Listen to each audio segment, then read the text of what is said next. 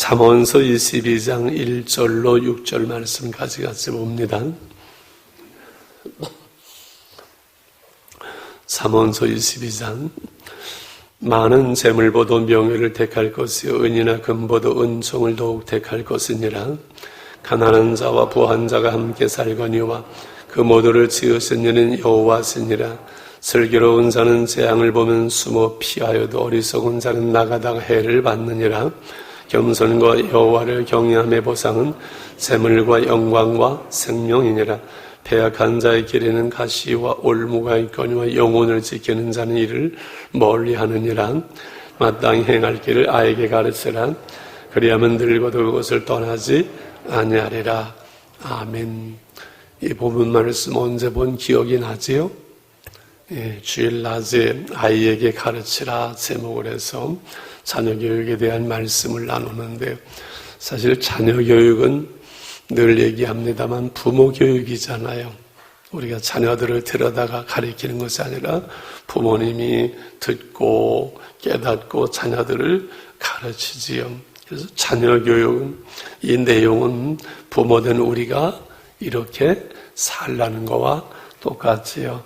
제일 먼저 자녀 교육의 중심, 우리 신앙생활의 가장 중요한 그 중심은 올바른 가치관이다. 오늘 1절에서 말씀을 나눴습니다. 많은 재물보다 명예를 택할 것이고 은이나 금보다 은총을 더욱 택할 것이니라. 자본주의 우리 시대를 황금 만능 시대를 살아가는데 여기 순서를 갖다가 재물보다 명예, 은이나 금보다 은총. 그래서 재물, 명예, 은총 더 중요한 것, 무엇이 더 중요한 거냐는 바른 가치관인 우리의 삶의 우선순위와 우리의 인생관, 모든 철학관을 결정해 간다는 말씀을 나눴습니다. 누가 그런 얘기하죠? 이 시대를 어떻게 비유하는 거 아니? 이 백화점에 1,000원짜리, 10,000원짜리, 100,000원짜리, 100만원짜리 수많은 그 물건들이 있는데 어떤 사람이, 미친 사람이 막 전부 그냥 바꿔놔가지고 10만원짜리에다가 1,000원짜리 가격표를 100만원짜리에다가 10만원, 1,000원짜리에다가 100만원 가격표를 전부 흐트러놔가지고서는 정말 무엇이 진정으로 귀한 것인지 무엇이 가치 있는지를 우리는 혼동하면서 살아가지 않는가. 다 우리는 돈이 돈이 제일이기 때문에 수많은 재와 관역과 박사방이니 갖갖 전부 그 젊은 아이들 얼굴을 보면 얼마나 순진해 보여. 그런데 다 그 돈 때문에 그런 일들이 일어나잖아요. 그래서 2절에 가난한 자와 부한 자가 함께 살거니와 그 모두를 지으신 이는 누구시라고요? 여호와시니라. 모든 세상에는 가난한 사람도 있고 부한 사람도 있고, 그래서 부한 사람들이 함께 나누고 하면서 살도록 하나님께서 하셨다는 거지요. 그래서 가난한 사람들을 멸시하는 것은 하나님을 무시하는 것이라고 성경은 말씀하지요. 그래서 하나님의 은총을 구하고 하나님, 그 다음에 사람, 영혼이지요. 그 다음에 물질이지요. 이 바른 가치관을 아이들에게 심어줘야 되고, 부모된 우리가 그리스도인들은 바른 이 가치관을 가지고 살아가는 것이 우리의 신앙생활의 자녀 교육의 중심이다. 그 말씀을 나눴습니다. 겸손히 하나님을 경외하는 사람, 4절 같이 한번 다시 읽을까요? 시작.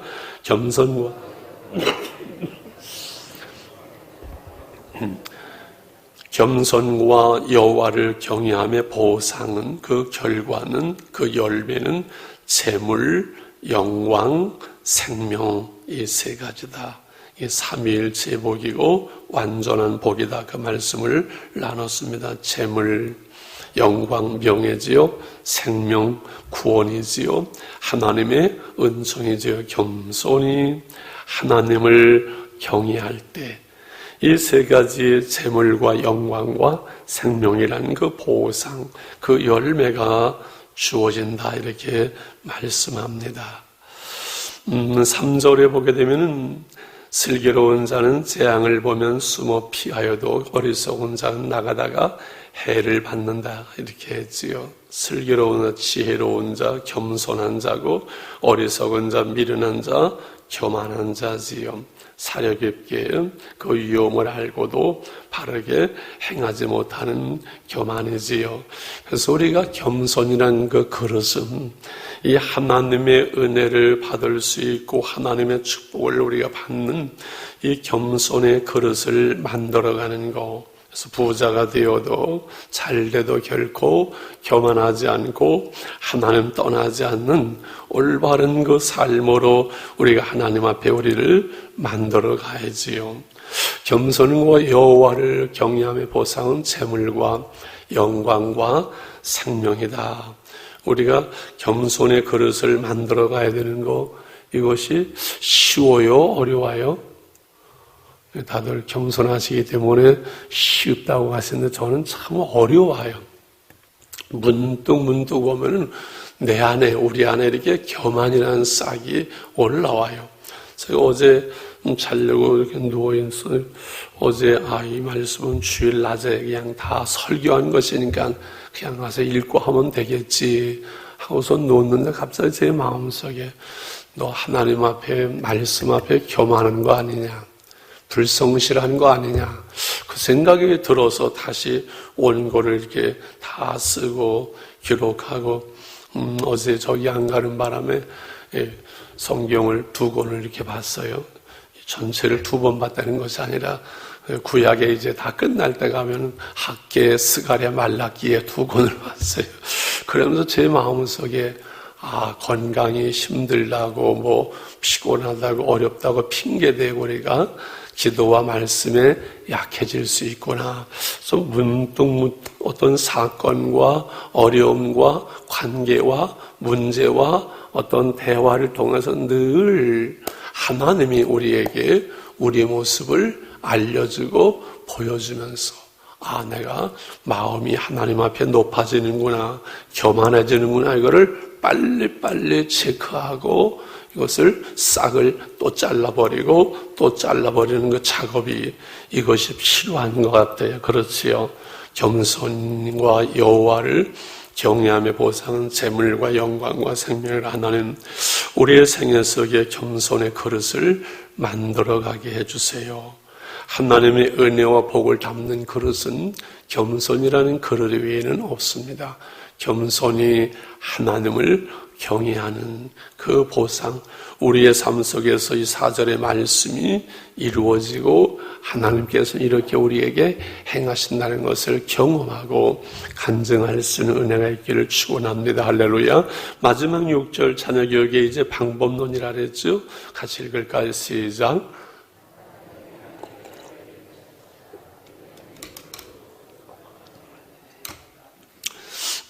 우리 아이들은 20년, 30년이면 떠나는데 사실 같이 살아도 이미 20살 넘으면 다 형성이 끝나기 때문에 쉽지 않은데, 평생 늙어도 그것을 떠나지 않는 자녀교육, 그것을 마땅히 행할 길을 아이에게 가르치는 거라 그랬지요. 무엇을 가르친다고요? 마땅히 행할 길, 인간의 도리, 사람으로서 살아가면서 행할 마땅히 행할 길들을 가르치라.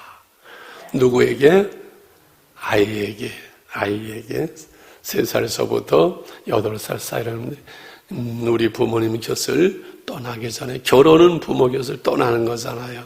부모님 살아 있을 동안에 마땅히 행할 길을, 인간의 근본적인 삶의 그 도리들을 가르쳐라. 방법은 가르쳐라.